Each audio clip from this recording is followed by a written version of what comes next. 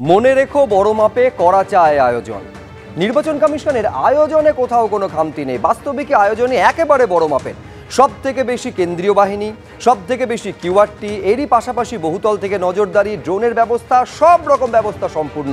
একেবারে সপ্তম দফা তথা শেষ দফায় নির্বাচন অবাধে করার জন্য যখন কার্যত বদ্ধপরিকর নির্বাচন কমিশন, ঠিক তখনই ভাঙড়ে ঘটে গেল বোমাবাজির ঘটনা, যাকে কেন্দ্র করে রীতিমতন উত্তেজনা ছড়ালো। একে অপরের বিরুদ্ধে অভিযোগ তুলেছে তৃণমূল কংগ্রেস এবং আইএসএফ। আবার অন্যদিকে মদন মিত্রর মিক্সচার দাওয়াইয়ের মধ্যে আবার প্রচ্ছন্ন হুঁশিয়ারি খুঁজে পাচ্ছে বিরোধীরা। এসবের মধ্যেই আবার চিন্তা বাড়াচ্ছে দুর্যোগের আশঙ্কা। আগামী 1 ঘন্টায় আমাদের তা নিয়ে আলোচনা চলবে। এই পর্বে আমাদের আলোচনার বিষয় শেষ দফায় ভোট যুদ্ধ সপ্তমে, 9টি কেন্দ্রে ভোটে 967 কোম্পানি কেন্দ্রীয় বাহিনী। সব থেকে বেশি কেন্দ্রীয় বাহিনী শুধু নয়, কিউআরটি অর্থাৎ কুইক রেসপন্স টিম সব থেকে বেশি। 10 মিনিটের মধ্যে সেই কুইক রেসপন্স টিমের পৌঁছে যাওয়ার ব্যবস্থা নেওয়া হয়েছে। ভাঙড়ে বোমাবাজির ঘটনা, তৃণমূল আইএসএফ সংঘর্ষে জখম 5 জন, ধৃত 2। একে অপরের বিরুদ্ধে অভিযোগ তুলছে তৃণমূল কংগ্রেস এবং আইএসএফ। সিপিএমের পোলিং এজেন্টের স্বামীকে মারধরের অভিযোগ, উত্তপ্ত গাঙ্গুলি বাগান। যাদবপুর লোকসভা কেন্দ্রের অন্তর্গত গাঙ্গুলি বাগান, যেখানে একেবারে সিপিএমের যিনি পোলিং এজেন্ট তার ফর্ম কেড়ে নেওয়া হয়েছে বলে অভিযোগ, তার স্বামীকে মারধর পর্যন্ত করা হয়েছে বলে অভিযোগ। খড়দায় বিজেপি নেতার বাড়ির সামনে সাদা থান, অভিযুক্ত তৃণমূল কংগ্রেস। সরাসরি তৃণমূল কংগ্রেস তাদের বিরুদ্ধে ওঠা এই সাদা থান ফেলে সন্ত্রাস ছড়ানোর যে অভিযোগ অস্বীকার করেছে। ভোটের মুখে মদন বান, তৃণমূল কর্মীরা জানে কোন মিক্সচার কোথায় দিতে হবে। এর পাশাপাশি মদন মিত্রর গলায় শোনা গিয়েছে সেই দমদম দাওয়াইয়ের প্রসঙ্গ। কন্যাকুমারীতে ধ্যানমগ্ন প্রধানমন্ত্রী, সস্তা প্রচার কৌশল, আক্রমণ শানাচ্ছে বিরোধীরা। আপনারা জানেন যে একেবারে 1 তারিখ পর্যন্ত ধ্যানে মগ্ন থাকবেন প্রধানমন্ত্রী নরেন্দ্র মোদী কন্যাকুমারীতে বিবেকানন্দ রকে, এবং তা নিয়ে একেবারে প্রধানমন্ত্রীকে এবং বিজেপিকে নিশানা করেছে বিরোধীরা। কিন্তু তার আগে আপনাদের জানাতে চাইবো, আগামীকাল সকাল 7টা থেকে ভোট গ্রহণ শুরু হতে চলেছে এবং এই মুহূর্তে পরিস্থিতি কোন জায়গায় কীরকম আমাদের প্রতিনিধিরা তুলে ধরবেন। 3 জন প্রতিনিধি আমাদের সঙ্গে সরাসরি রয়েছে, নির্বাচন কমিশন থেকে রয়েছেন রুমা পাল, রয়েছেন আমাদের সঙ্গে সমীরণ পাল এবং আমাদের সঙ্গে সৌমিত্র রায় রয়েছে। কিন্তু তার আগে একবার সমীরণ পালের কাছে এই কারণে যাব, সেখানে সম্ভবত উত্তেজনার একটা পরিস্থিতি তৈরি হয়েছে। কি ঘটেছে সমীরণ, একবার বলো দর্শকদের। শুভ্রজিৎ, দুপুর থেকে এই উত্তেজনার পরাত বাড়ছিল। আমরা এই মুহূর্তে রয়েছি দমদম লোকসভা কেন্দ্রের distribution centre Panihati dental college, এবং সেখানে যেটা অভিযোগ যে বরানগর বিধানসভা এলাকার বেশ কয়েকটি বুথ, অন্তত 30টি বুথে প্রিজাইডিং অফিসার আসেনি এবং তাদের যে পোলিং পার্টিরা তার অপেক্ষায় রয়েছে, যেহেতু প্রিজাইডিং অফিসার আসেনি তারা সরঞ্জাম পাননি। এই মুহূর্তে একটা বিশৃঙ্খলা দেখা দিয়েছে। তুমি ক্যামেরাম্যান অভিজিৎ দত্তকে দেখাতে বলবো, যারা রিজার্ভে রয়েছে তাদেরকে ডাকা হয়েছে, কেননা এই যে প্রিজাইডিং অফিসার আসেনি তারা অনিশ্চিত হয়ে পড়েছিল ভোট গ্রহণ কেন্দ্রে কী করে ভোট কর্মীরা পৌঁছবেন। কিন্তু রীতিমতো তুমি দেখতে পাচ্ছ যে ছবিতে যে বচসা চলছে, যারা প্রিজাইডিং অফিসার হয়ে এসছেন তারা আসেননি, তারা অনুপস্থিত। সেই কারণে কিছুক্ষণ আগে মাইকে ঘোষণা করা হয়েছে যে তাদের কড়া ব্যবস্থা নেওয়া হবে এবং যারা ফার্স্ট পোলিং অফিসার আছে তাদেরকে প্রিজাইডিং অফিসার হওয়ার কথা বলা হয়েছে। কথা বলে নেবো যারা লাইনে দাঁড়িয়েছেন তাদের সঙ্গে। আপনাদেরকে কি বলা হয়েছে, কেন আপনারা লাইনে দাঁড়িয়েছেন, কি বলা হয়েছে, কি বলা হয়েছে? অর্থাৎ এইখানে এই মুহূর্তে যা পরিস্থিতি তাতে আপনারা এখানে অপেক্ষা করছেন, কি বলা হয়েছে আপনাদের? আমাদের এখনও রিজার্ভ ডিউটি আছে, এখনও পর্যন্ত পোস্টিং পায়নি। প্রিসাইডিং রিজার্ভে? হ্যাঁ, রিজার্ভে আছে। মাইকে এখন আমাদের ফার্স্ট পোলিংয়ের জন্য কিছু বলেনি, প্রিসাইডিং অফিসারের জন্য বলা হচ্ছে যে প্রিসাইডিং অফিসাররা যারা এখনও মিসিং আছে বা অ্যাটেন্ডেন্স দেয়নি তাদের অ্যাটেন্ড করতে বলা হচ্ছে এবং বুথে যাওয়ার জন্য বলা হচ্ছে। পানিহাটি থেকে যে ছবি তুলে ধরছে সমীরণ পাল, একটা উত্তেজনার পরিস্থিতি সাময়িকভাবে তৈরি হয়েছে। এইখানে আমি আপনাদের নিয়ে যাব একেবারে তালতলা হাই স্কুল। সৌমিত্র রায় আমাদের প্রতিনিধি রয়েছেন। এই ভোট গ্রহণ কেন্দ্রের কি রকম তৎপরতা সৌমিত্র বলবে বিস্তারিত। হ্যাঁ শুভজিৎ, দেখো সকাল থেকে আমরা দেখেছি ব্যস্ততার পারদ তুঙ্গে বা ব্যস্ততা তুঙ্গে ডিসিআরসি সেন্টারগুলোতে।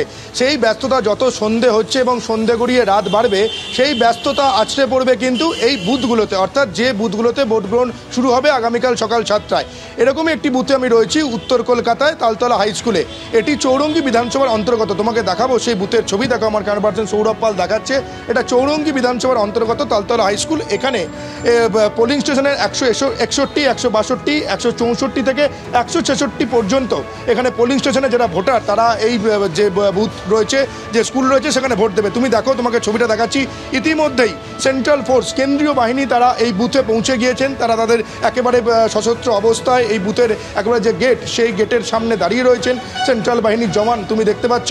এবং এখানে এই সেন্ট্রাল বাহিনীর যে মেন গেট, সেই মেন গেট পেরিয়ে ডান দিক এবং বাঁ দিক যে দুটি ঘর, সেখানেই আগামীকাল সকাল 7টা থেকে ভোট শুরু হবে। এবং এখানে চৌরঙ্গি বিধানসভার যারা ভোটার তারা এখানে ভোট দিতে আসবেন। এবং তোমাকে বলে রাখি যে এখানে যারা ভোটকর্মী তারা ইতিমধ্যে এখনও পর্যন্ত এসে পৌঁছয়নি, কিন্তু কিছুক্ষণ আগে কয়েকজন ভোটকর্মী এখানে এসে পুরো বিষয়টা একেবারে তদারকি করে গেছেন। আবার কিছুক্ষণ তারা যেমনটা জানালেন যে সন্ধ্যে 7টার মধ্যেই এখানে ভোটকর্মীরা এসে পৌঁছে যাবেন এবং পৌঁছে যাওয়ার পর ভোট সরঞ্জাম নিয়ে এখানে যা যা করার আগামীকালের ভোটের জন্য সুষ্ঠুভাবে ভোট সুষ্ঠু ভোট করার জন্য সেই কাজও ইতিমধ্যেই কিছু সময়ের মধ্যে সেটা শুরু হয়ে যাবে। আমি রুমা পালের সঙ্গে কথা বলবো। রুমা, সব থেকে বেশি লোকসভা কেন্দ্রে ভোট হতে চলেছে শেষ দফা এবং সব থেকে বেশি সেন্ট্রাল ফোর্সের ব্যবস্থাপনা করা হয়েছে। একেবারে অবাধ এবং নির্বিঘ্নে ভোটটা হবে, এটা কিভাবে এনশিওর করছে কমিশন? দেখো, প্রথমেই বলে রাখি, যেমন 967 কোম্পানি কেন্দ্রীয় বাহিনী রয়েছে, সেক্ষেত্রে কিউআরটির সংখ্যাও কিন্তু এক ধাপে কিন্তু ষষ্ঠ দফার তুলনায় বাড়ানো হয়েছে। কত কোথায় রয়েছে সেটা একবার বলে দিচ্ছি। প্রথমে বারাসাত, যেটা পুলিশ ডিস্ট্রিক্ট, সেখানে হচ্ছে 147 কিউআরটি, ব্যারাকপুরে রয়েছে 204, বারুইপুরে 241, বসিরহাটে 175 এবং বিধাননগরে 239, ডায়মন্ড হারবারে রয়েছে 169, কলকাতা পুলিশ ডিস্ট্রিক্ট এরিয়াতে রয়েছে 599 অর্থাৎ 599, সুন্দরবনে রয়েছে 166, এছাড়াও এফএসটি, এসএসটি, নাকা যেটা রয়েছে সেখানেও কিন্তু কিউআরটি থাকবে, সেটা 441। শুধু তাই নয়, 55টি হাই রাইজ বিল্ডিং রয়েছে কলকাতাতে, যেটা বাছাই করা হয়েছে, সেখানে কিন্তু কিউআরটি অবশ্যই নজরদারি থাকবে। তার সঙ্গে বস্তি অঞ্চল রয়েছে, কোথায় কোথায় রয়েছে, নারকেলডাঙ্গা রয়েছে, রাজাবাজার রয়েছে, পার্ক সার্কাস, খিদিরপুর, অন্যদিকে পোর্ট এরিয়াতে, এই সমস্ত ক্ষেত্রে কিন্তু কিউআরটি বেশি বাড়ানো রয়েছে। এবং P-2 থেকে কিন্তু কিউআরটি বিভিন্ন জায়গায় ঘুরছে। এবং সব থেকে বড় কথা হচ্ছে যে যেটা কিছুক্ষণ আগে যেটা বলছে 10 মিনিটের মধ্যে কিউআরটি পৌঁছে যাবে, এমনটাই কিন্তু করা হয়েছে নির্বাচন কমিশনের থেকে, যে কোনো ঘটনা ঘটলে যাতে কিউআরটি সঙ্গে সঙ্গে সেই স্পটে পৌঁছে যায়। এবং তার সঙ্গে আরও একটা বলে রাখি যে লাইভ ওয়েবকাস্টের ক্ষেত্রেও কিন্তু একটা বিশেষ নজরদারি, আবারও একটা নির্দেশিকা রয়েছে, যেখানে বলা হয়েছে যে প্রিসাইডিং অফিসার তারা কিন্তু আশ্বস্ত করবে যে রীতিমতো ক্যামেরা চলছে কিনা, লাইভ ওয়েবকাস্ট হচ্ছে কিনা। তার সঙ্গে সঙ্গে এটাও ঠিক যে সেক্টর অফিসারও কিন্তু নজরদারি থাকবে। এখনো কিন্তু আবারও নতুন করে নির্দেশিকা জারি হয়েছে যে সেক্টর অফিসার কিন্তু নজরদারি থাকবে যে ক্যামেরা চলছে কিনা, এবং সেক্ষেত্রে কিন্তু সুষ্ঠুভাবে সেই ক্যামেরার নির্বাচন কমিশনের তরফ থেকে কিন্তু যাবতীয় ব্যবস্থা করা হয়েছে এটা ইনশিওর করার জন্য যে অবাধ এবং শান্তিপূর্ণ ভোট যাতে সম্পন্ন করা যেতে পারে আগামীকাল সকাল 7টা থেকে। সেটা তো কেমন ভোট হচ্ছে আপনাদের সামনে তুলে ধরবো, কিন্তু তার মধ্যে মদন মিত্র, তৃণমূল বিধায়ক, তার একটা মন্তব্য এই ভোট আবহে নতুন বিতর্কের জন্ম দিয়েছে। কি বলেছেন মদন মিত্র, দেখুন।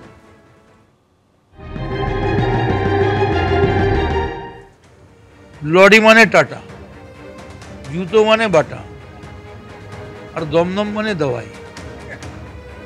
এটা তো আমার কথা নয়। আমি যদি বলি দমদম ধোলাই হবে, সেটা আনপার্লামেন্টারি হতে পারে। আমি তো দাওয়াইয়ের কথা বলছি। যেমন তোমাকে এখন বলছি যে দিল্লিতে 52 ডিগ্রি গরম হয়েছে, এখানেও প্রায় 34, 35, 36 হয়ে গেছে, তোমরা ওআরএস খাও। তেমনি দাওয়াইয়ের জন্যে নিশ্চিত থাকতে পারো তৃণমূল কর্মীরা জানে কি দাওয়াই দিতে হবে, কোন মিক্সচার কোথায় দিতে হবে। আমি রাহুল চক্রবর্তীর কাছে আসবো। এই যে মদন মিত্রর বক্তব্য, রাহুল দা, বিরোধীরা স্পষ্ট এর মধ্যে উস্কানি খুঁজে পাচ্ছে। না, উস্কানির কি আছে? মদন মিত্র বহুদিনের পুরনো বর্ষিয়ান রাজনীতিবিদ। মদন মিত্র বলছে যে দমদমে দাঁড়িয়ে কোনো রকম প্রভোকেশন যদি কেউ দিয়ে থাকে বা যে প্রভোকেশন চলছে বিরোধীদের, সেটা ফলপ্রসূ হবে না। যে যার মতো ভোট করবে। এবং দমদমে দাঁড়িয়ে দমদম দাওয়াই মানে গণতান্ত্রিক দাওয়াই, সেখানে কোনো দাওয়াই মানে কোনো ভাইরাস নয় বা ওই দাওয়াই নয়। আমি বলছি ক্ষেত্র বিশেষে দমদম দাওয়াইয়ের মানে কি বদলে যায়? তার কারণ এই দমদম একটা সময় যখন সিপিএম এর কার্যত দুর্গ ছিল, তখন বিরোধী হিসাবে তৃণমূল কংগ্রেস তারা দমদম দাওয়াই এই অর্থে ব্যবহার করতো কি যে দমদম দাওয়াই মানে গণতান্ত্রিকভাবে সবকিছু হচ্ছে। উত্তরটা দিয়ে দিলাম। সিপিএম এর সময় যে দাওয়াইয়ের কথা ছিল সেটা মনে করে দিল মদন মিত্র। দমদম দাওয়াই ছিল একটা সময় বিগতের বহুদিন ধরে। মানে সিপিএম সিপিএমের দমদম দাওয়াই আলাদা, তৃণমূলের দমদম দাওয়াই আলাদা। দাঁড়িয়ে সেই দাওয়াই মানে এখন গণতান্ত্রিক দাওয়াই। মানুষ ভোট দেবেন, সুষ্ঠুভাবে ভোট দেবেন, নিজের নির্বাচনী গণতান্ত্রিক অধিকার প্রয়োগ করবেন, সুষ্ঠুভাবে সবকিছু। তুমি দেখালে নির্বাচন কমিশন তো সবকিছু করেই ফেলেছেন, মানে সবকিছু সুষ্ঠুভাবে হওয়ার সমস্ত ক্ষেত্র প্রস্তুত, ওয়েবকাস্টিং প্রস্তুত, কেন্দ্রীয় বাহিনী। আমি শুধু আশা করবো এখানে দাঁড়িয়ে যে কেন্দ্রীয় বাহিনী কোথাও দাঁড়িয়ে কোথাও মহিলার সঙ্গে কোনো অশালীন আচরণ করবেন না, কেন্দ্রীয় বাহিনী কোথাও প্রভোকেশন আনবেন না। বিগত দিনে যা যা দেখেছি সেগুলো যেন না হয়, কেন্দ্রীয় বাহিনীর কাছ থেকে আমরা সুষ্ঠু একটা আশা করি। আমার নাম কি? গণতান্ত্রিক ভোটের বার্তা দিয়েছেন। দেখুন, মদন মিত্র তথা তৃণমূল গণতান্ত্রিক কথা বলছে, আর মমতা বন্দ্যোপাধ্যায় সততার প্রতিমূর্তি, দুটোই এরকম একই জিনিস, আকাশ কুসুম কল্পনা। আমি বলছি যে কিছুদিন আগে আমরা শুনেছিলাম, কয়েক বছর আগে, বেশি দিন আগের নয়, আমরা চড়াম চড়াম গুড় বাতাসা নকুলদানা শুনেছিলাম। এই কথাগুলোর যিনি হোতা ছিলেন তিনি এখন তিহারে রয়েছেন। আমি বলছি বলতে দিন কেয়াদিকে। হ্যাঁ, আমি প্রশ্ন কেয়াদি, বলুন বলুন বলুন। আমার বক্তব্য হচ্ছে মদন মিত্র কি বলছে তাতে, এবং উনি দেখছেন নাকি বিরোধীরা প্ররোচনা দিচ্ছে। ইতিমধ্যে খড়দাতে আমাদের ভারতীয় জনতা পার্টির যিনি বুথ এজেন্ট হবেন তার বাড়িতে সদাগর পৌঁছে দিয়েছে।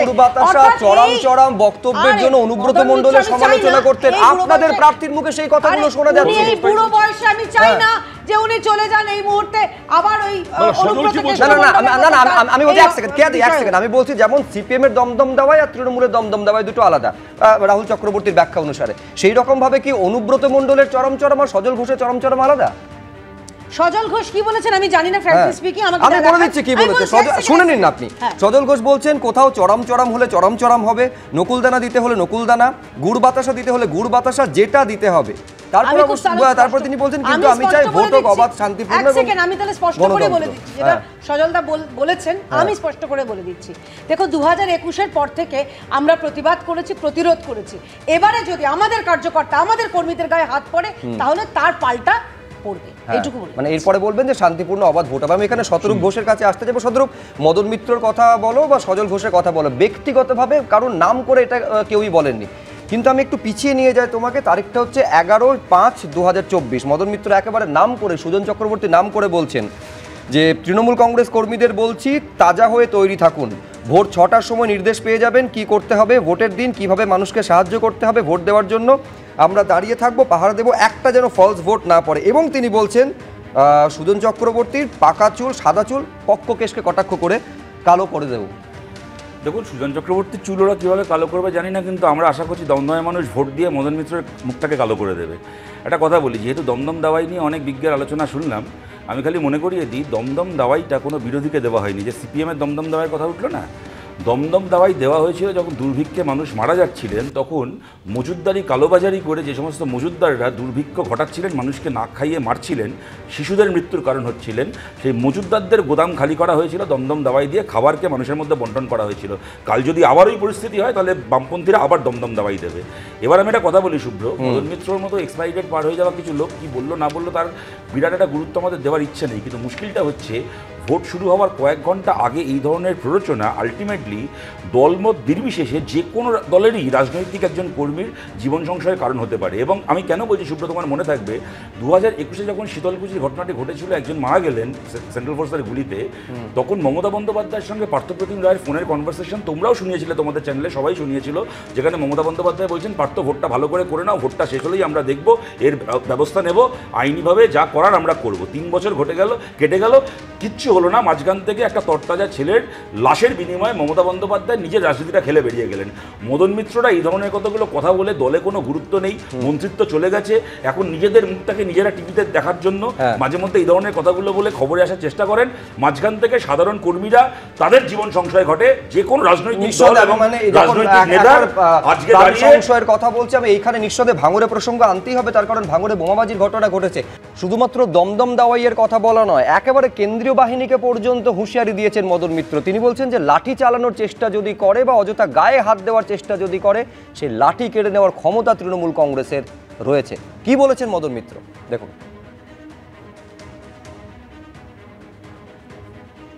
কেন্দ্রীয় বাহিনী বলে আলাদা করছেন কেন আপনারা? কোনো মানুষ যদি অসুস্থ হয়ে পড়ে, কোনো মানুষ যদি তারা মনে করে যে তাদের ওয়ারেস চাই, আমি তো তাদের দেওয়ার পক্ষে, কারণ সবার উপরে মানুষ, সত্য তাহার উপরে নাই। খালি কেন্দ্রীয় বাহিনী, কিন্তু কেন্দ্রীয় বাহিনী যদি মনে করে ওই লাঠিগুলো দিয়ে লম্বা লম্বা লাঠি দিয়ে পিটাবে আর টমি গান আর এই গান দেখিয়ে স্টেন গান দেখিয়ে তারপরে সে আমাদের স্টলে বলবে ওয়ারেস দাও, তা কি হয় নাকি? কেন্দ্রীয় বাহিনী ভদ্র ব্যবহার করুক, ভালো ব্যবহার করুক। লাঠি বাটি চালাবার চেষ্টা করলে, অযথা গায়ে হাত দিলে সেই লাঠি কেড়ে নেওয়ার ক্ষমতা তৃণমূল কংগ্রেসের আছে। আমাদের বিশ্বনাথদা, গত 6টা দফাতে ইতিমধ্যেই আমরা তিনজনকে হারিয়েছি, 3 জনের প্রাণ চলে গিয়েছে। একেবারে বিজেপির যিনি প্রার্থী প্রণত টুডু ঝাড়গ্রামের, দর্শকেরা সেই ছবি দেখেওছে যে যেভাবে তাকে তাড়া করা হচ্ছে, তিনি নিজে আক্রান্ত হয়েছেন বলে অভিযোগ করছেন। আমি বলছি, এই অবস্থায় যারা ধরুন আইন প্রণেতা, তারা যদি নিজেদের বক্তব্যের মধ্যে একটু সংযম না দেখান এবং বিরোধীরা যেটা বলছে এরকম হুমকি হুঁশিয়ারি দেন, এই কমিশনের যাবতীয় প্রচেষ্টা, তার পাশে কি একটা প্রশ্নচিহ্ন তৈরি হয়ে যায় না যে সুষ্ঠু ভোট আদৌ হওয়া সম্ভব কিনা? দেখো, মদন মিত্র যে কথাটা বলেছে এটা হুমকির সুর বলে। এইটার তো আইনি ব্যবস্থা হওয়ার কথা। মানে তুমি জনপ্রতিনিধি, তুমি আইন তৈরি করবে, তুমি আবার মানে কেন্দ্রীয় বাহিনীর লাঠি কেড়ে নিয়ে কিভাবে দাওয়াই দেওয়া হবে, দমদম দাওয়াই দেওয়া হবে সেটা বলবে। তোমার বিরুদ্ধে তো আইপিএস মানে ইন্ডিয়ান প্যানাল কোর্টে অনুসারে ধারা দিয়ে তাকে অভিযুক্ত করা উচিত, কিন্তু আমাদের পুলিশ তো করে না সেটা। অর্থাৎ যারা আইন তৈরি করে আইন তারা ভাঙে এবং তাদের পুলিশ ধরে না। দেখো, আমার কাছে মানে বিগত দিনের অভিজ্ঞতা তোমায় বলছি যে যেভাবে বিশেষ করে 6ষ্ঠ দফায় কেশপুরের নির্বাচন হয়েছে, গর্বেতায় ভোট লুট হয়ে গেছে, তারপরে না আমার কাছে 967 কোম্পানি যে কেন্দ্রীয় বাহিনী, এটা কেবলমাত্র সংখ্যা। আমার কাছে 10 মিনিটে কিউআর টিম পৌঁছে যাবে, এটা কেবলমাত্র প্রতিশ্রুতি। আমার কাছে এটা বরঞ্চ বেশি ইম্পর্টেন্ট যে এখন তোমার 6টা বাজে পানিহাটি থেকে তোমার রিপোর্টার বলছে যে এখনো 30টা প্রিসাইডিং অফিসার টার্ন আপ করেনি, অর্থাৎ আসেনি, এবং অনুরোধ করা হচ্ছে ফার্স্ট পোলিং অফিসার, যার ট্রেনিং নেই প্রিসাইডিং অফিসারের, যে বই পড়েনি, তাকে দিয়ে প্রিসাইডিং অফিসারের কাজ চালানোর মতন। আমার প্রশ্নটা হচ্ছে যে যখন আইএস দের ট্রেনিং দেওয়া হয় তখন ডিএম দেরকে প্রথম ট্রেনিং দেওয়া হয় যে কি করে নির্বাচন পরিচালনা করবে। ফলে আইএস যারা মানে গুরুত্বপূর্ণ প্রশ্ন আপনি তুলছেন। ভোট আসে, ভোট যায়, কিন্তু ভাঙড়ের ছবিটা বদলায় না। ভাঙড় এবং ভয় কেন সমার্থক হয়ে গেছে? এবারেও যার কোনো পরিবর্তন ঘটেনি। দেখুন, ফের অশান্ত ভোটের ভাঙড়, রাতের অন্ধকারে বোমাবাজি, সংঘর্ষ, এমনকি উঠল গুলি চলার অভিযোগও। বোমাবাজিতে জখম হলেন 7 জন, এর মধ্যে 2 জনের অবস্থা গুরুতর।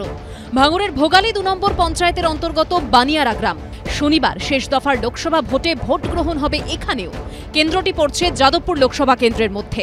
তার আগে বৃহস্পতিবার রাতে বোমাবাজির ঘটনাকে কেন্দ্র করে উত্তপ্ত হয়ে উঠল এলাকা। তৃণমূলের অভিযোগ, শেষ প্রচারের দিন একটি সভা শেষে গ্রামে ফিরছিলেন তাঁদের কর্মীরা, সেই সময় বোমা ছোড়ে আইএসএফ। কে বাচ্চা আছে, কে মেয়ে ছেলে আছে, এখানে মেয়ে ছেলেরা ছিল, আমরা যাচ্ছিলাম, এখানে পুরো মেয়ে ছেলেরা ছিল। বোম পর 4খানা বোম মারলো।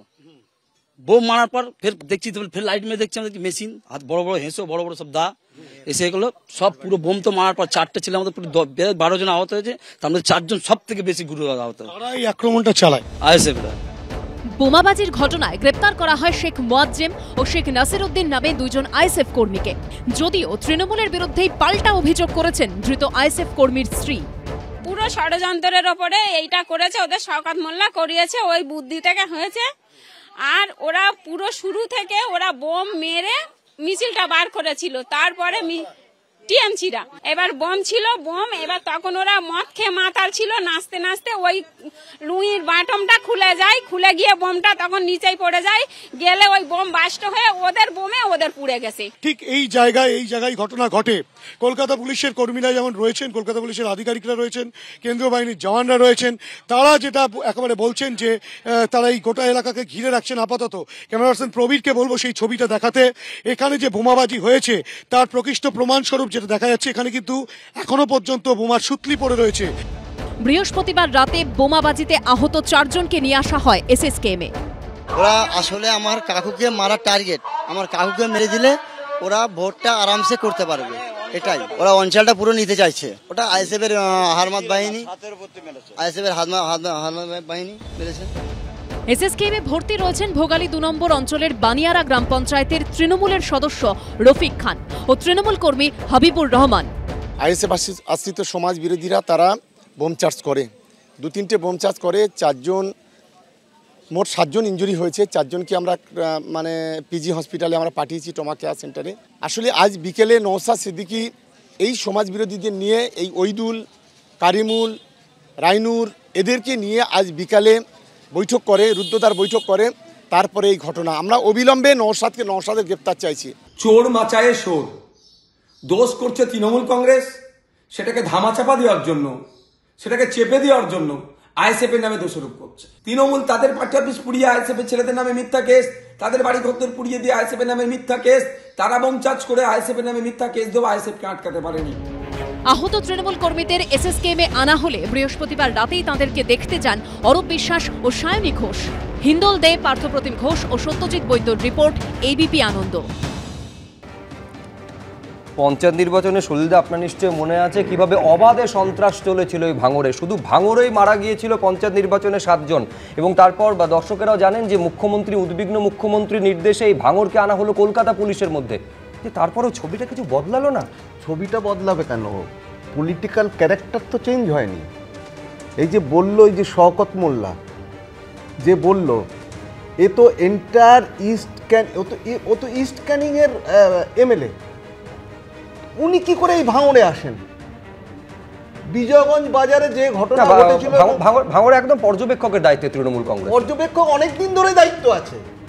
ওখানে আরাবুল ইসলামের সঙ্গে একটা রিফট ওর বরাবর আছে। লাস্ট পঞ্চায়েত ইলেকশনে যখন আরাবুল ইসলাম সম্ভবত এখন তো জেলে আছে, আমি জানি সেটা। তারপরে রিফট যেটা আছে, যার ফলশ্রুতি হলো আরাবুল ইসলাম আর 6 মাস ধরে ভেতরে আছে। এবং এই শওকত মোল্লা হচ্ছে মেন্টার। ভাঙড়ে যদি কোনো গন্ডগোল হয়, জানবেন এটা ওর মস্তিষ্ক প্রসূত, এ সম্পর্কে কোনো সন্দেহ নেই। বারুইপুর পূর্ব, বারুইপুর পশ্চিমে যদি কালকে কোনো গন্ডগোল হয়, জানবেন এর মস্তিষ্ক প্রসূত। ক্যানিংয়ে যদি কোনো গন্ডগোল হয়, জানবেন এর মস্তিষ্ক প্রসূত। আমি বলি সেটা পুলিশ তো দেখবে। আমি বলি তার মস্তিষ্ক প্রসূতের তো পুলিশের মস্তিষ্কে আগে আসার কথা। বলে দিই, এবার পুলিশ যেটা করেছে, পুলিশ যেটা সুমোটো কমপ্লেনে কেস স্টার্ট করেছে, করতে পারে। সুমোটো কমপ্লেনে একটা কেস স্টার্ট করলো, আর দুপক্ষের কমপ্লেন নিয়ে কেস কাউন্টার কেসও করতে পারতো, তাহলে তদন্তের সুবিধা হবে। দেখো, মেডিকেল এক্সামিনেশন উইল রিভিল, ওই যে মহিলা যেটা বললেন, ওনাকে অ্যাজ ইনভেস্টিগেটর আমার মনে হচ্ছে উনি কিন্তু সত্যের কাছাকাছি আছেন বলে আমার মনে হচ্ছে, এখন পর্যন্ত মনে হচ্ছে।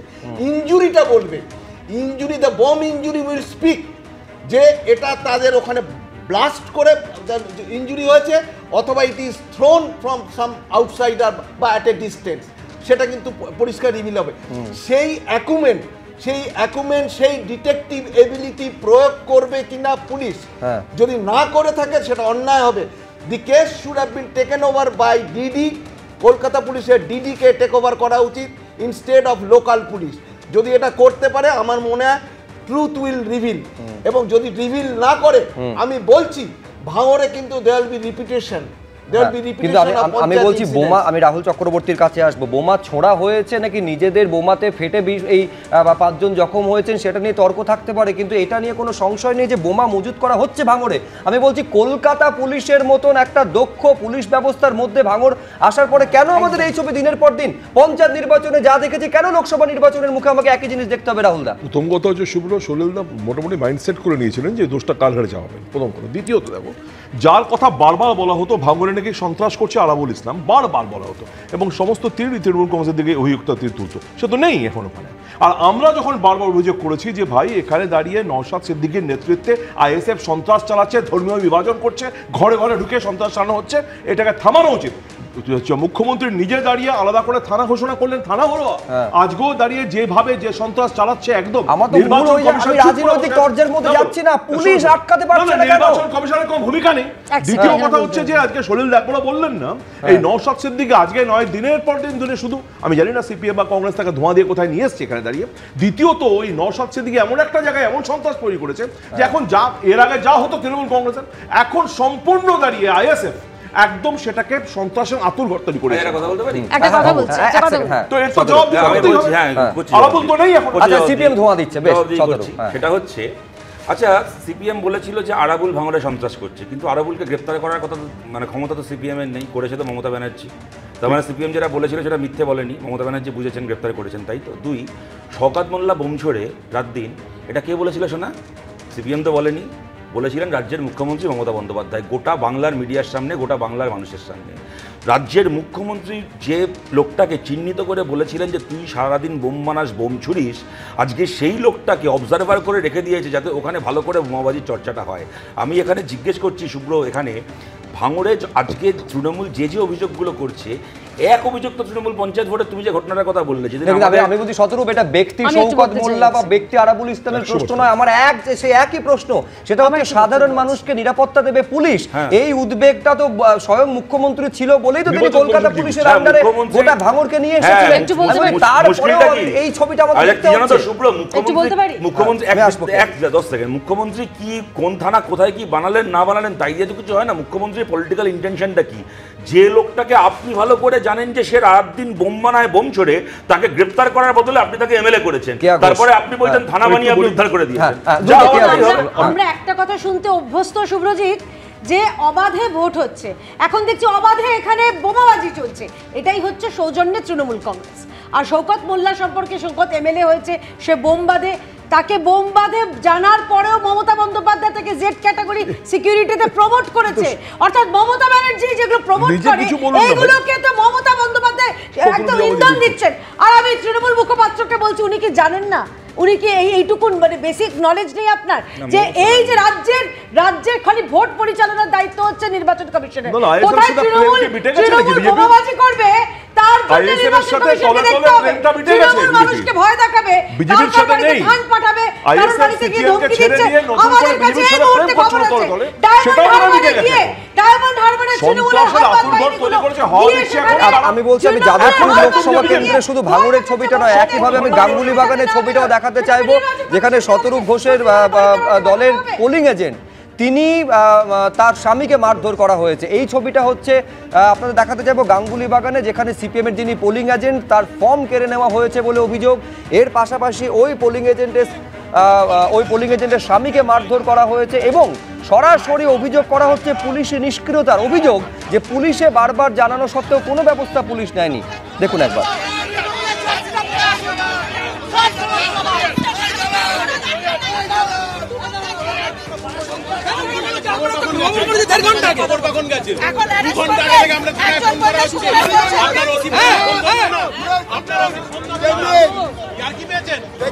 বাইরের ছেলে প্লেটে অবস্থান করছে, পাড়ার লোককে মারছে, 70 বছরের লোকদের মারছে, মহিলাদের মারছে। আয় সাহস থাকলে আয় বেরো, বেরো এখন সাহস থাকলে। আমার খুব বেসিক প্রশ্ন বিশ্বনাথ চক্রবর্তীর কাছে, আপনি ভাঙড়ের কথা বলুন বা গাঙ্গুলি বাগানের কথা বলুন, যেখানে পুলিশি নিষ্ক্রিয়তার অভিযোগ ওঠে। আচ্ছা, ভাঙড়ের ক্ষেত্রে তো এমনও অভিযোগ যে লালবাজারে পর্যন্ত অভিযোগ জানানো হয়েছিল। আমি বলছি এরপর গতকাল যখন 7টা থেকে ভোট গ্রহণ শুরু হবে, কোনো মানুষ যদি ভোটার যদি এই যুক্তি দেন যে নিজের নিরাপত্তার কথা ভেবে তিনি ভোট গ্রহণ কেন্দ্র পর্যন্ত যাওয়ার সাহসটুকু সঞ্চয় করতে পারছেন না, সেই নিরাপত্তা তিনি পাচ্ছেন না, তিনি ভুল কি বলবেন? দেখো, তোমাকে কিন্তু বুঝতে হবে এটা কেবলমাত্র ভাঙড়টা মানে ল অ্যান্ড অর্ডার প্রবলেম নয়, ভাঙড়টা কিন্তু যাদবপুরের পলিটিক্যাল স্ট্র্যাটেজির মধ্যে পড়ে শাসক দলের। যেমন করে ঘাটালে কেশপুরকে ভোট লুট করা হয়েছে, কারণ কেশপুরে যাতে 1 লাখ ভোটে জয়ী হয় তাহলে ঘাটাল জয়ী হয়ে যাবে। একটা দুটো বিধানসভাকে টার্গেট করছে তৃণমূল কংগ্রেস এবং সেটা ভোটটা লুট করছে। যেমন ঝাড়গ্রামে গর্বে তার ভোট লুট হয়ে গেছে, ঠিক তেমনি ভাবে কালকে তুমি দায়িত্ব নিয়ে বলছি যে মানে কতটুকু মানে ভাঙড়ে ভোট হবে আই হ্যাভ ডাউট। কারণ আপনি বলছেন সচেতন ভাবে একটা ভয়ের বাতাবরণ তৈরি করা হচ্ছে। একেবারে এখানেই তো 80,000 ভোটের লিড নিবে, এখানেই তো 60-70-80,000 ভোটের লিড নিয়ে যাদবপুরে জয়ী হবে। এটা তো স্ট্র্যাটেজির পার্ট। যেমন করে ঘাটালে জয়ী হয়েছে, মানে বলা যায় যে তোমার কেশপুরের লিড নিয়ে, ঝাড়গ্রামের লিড হয়েছে তোমার গিয়ে গড়বেতাতে, একইভাবে বর্ধমান দুর্গাপুরের মন্তেশ্বরের লিড হয়েছে। এইটা তো একটা স্ট্র্যাটেজি যে 7টা বিধানসভার মধ্যে 1-2 বিধানসভাকে ধরো, 1 লাখ ভোটে জয়ী হও এবং তাহলেই মানে অঙ্কটা মানে চেঞ্জ হয়ে যাবে ভোটে। এটা একটা পুরোপুরি পলিটিক্যাল স্ট্র্যাটেজির পার্ট। কালকে সারাদিন ভাঙড়ে যে রাজনীতিটা তুমি দেখবে, একতরফা রাজনীতি দেখবে। সেখান থেকেই গত কয়েকটা 14 নির্বাচন, 19 নির্বাচনে ভাঙড়ে 80-90 হাজার ভোটের লিড হয়েছে। সেই লিডের মধ্য দিয়ে কিন্তু তৃণমূল কংগ্রেস জয়ী হয়েছে, শাসক দল জয়ী হয়েছে, তারই পার্ট হিসেবে নিঃসন্দেহে আমাদের কাল সকাল থেকে নজর থাকবে যে ভাঙড়ে ভোট কতটা নির্বিঘ্নে হচ্ছে। সকাল 9টা থেকে গাড় দখলে দিল্লি দেখতে ভুলবেন না, এবং আমাদের টানা নজর থাকবে এই যে 9টা লোকসভা কেন্দ্রে কোথায় কিরকম ভোট হচ্ছে। স্পষ্ট অভিযোগ, ভয়ের পরিবেশ তৈরি করতে চাইছে তৃণমূল খুব দ্রুত। রাহুল চক্রবর্তী, যেটা বিশ্বনাথ বললেন, তুমি যে কেশপুর নিয়ে কথা বললে বা ভাঙড় নিয়ে কথা বললে, কেশপুরের কথা বলা হতো হারমাজ বাম সন্ত্রাসের কেশপুর দাঁড়িয়ে মমতা বন্দ্যোপাধ্যায় রাজনৈতিক আন্দোলন কোথায় নিয়ে গেছিল, আর 92,000 ভোটের লিড ছিল কত দেবের ওখানে লোকসভায়। তারপরেও কেশপুরে শিউলি শাহ বিধানসভা ধরে রেখেছিল, ভাঙড়ে 1,20,000 লিড ছিল। দেখো গাঙ্গুলি বাগানে কিন্তু এটা প্রথম, এটা কিন্তু আনঅ্যাবেটেডলি হয়ে যাচ্ছে। দুদিন আগে P-2 ডেতে এক ভদ্রলোক 67 বছর বয়স, বুকে 3খানা স্টেন্ট লাগানো আছে, তাকে ধরে ফেলে মেরেছে। সে বলেছে আপনি পোলিং এজেন্ট কোথায় কোথায় কোথায় কোথায় কোথায় হচ্ছেন বলে, আমি যেখানে হবো আমি আপনাকে বলবো না। তাকে ধরে মেরেছে ওইখানকার প্রার্থী, সিপিএম এর প্রার্থী, তখন দলবল নিয়ে গেছে, তাকে হসপিটালাইজ করেছে। সেখানে পর্যন্ত দুষ্কৃতকারীরা গেছে, ধরে হ্যান্ড ওভার করেছে। তারপরই ঘটলো আজকের ঘটনা। তৃণমূলের মুখপাত্র বললেন না বামেদের কেশপুর শেষপুর হয়েছিল। এক সেকেন্ড শতরূপ, বামেদের জন্য আপনি বললেন সন্ত্রাস করেছে তাই কেশপুর শেষপুর হয়েছে, আপনাদের ক্ষেত্রেও সেটা হবে এবং তার বেশি দেরি নেই। প্রতিটা জায়গায় আপনারা কেন কিসে ভয় পাচ্ছেন? তাতে ভয়। আচ্ছা দেখুন, এগুলো আমরা বিরাট গুরুত্ব দিচ্ছি না। তৃণমূলের কাজ করবে, কার বুকে স্ট্যান্ড আছে না আছে এগুলো মানুষরা এগুলো ভাবে, তৃণমূল ভাবে, ওরা মানুষের পর্যায়ে পড়ে। অমানুষ মানে মনুষ্যতার প্রাণীর কাজ করছে, কিন্তু তৃণমূলের এই সমস্ত সন্ত্রাসকে পার করে মানুষ পঞ্চায়েতে দেখিয়ে দিয়েছে মানুষ কি করতে পারে। তৃণমূলের দিন শেষ, পঞ্চায়েতে মানুষ বুঝিয়ে দিয়েছে, কালকে যাদবপুরে আরো ভালো করে শেষ পর্যন্ত বেছে নিচ্ছেন সেটা তো 4 তারিখে বোঝা যাবে, কিন্তু কালকে কতটা নির্বিঘ্নে ভোট হচ্ছে আমাদের টানা সকাল থেকে নজর থাকবে। আপাতত আলোচনা এই পর্যন্ত।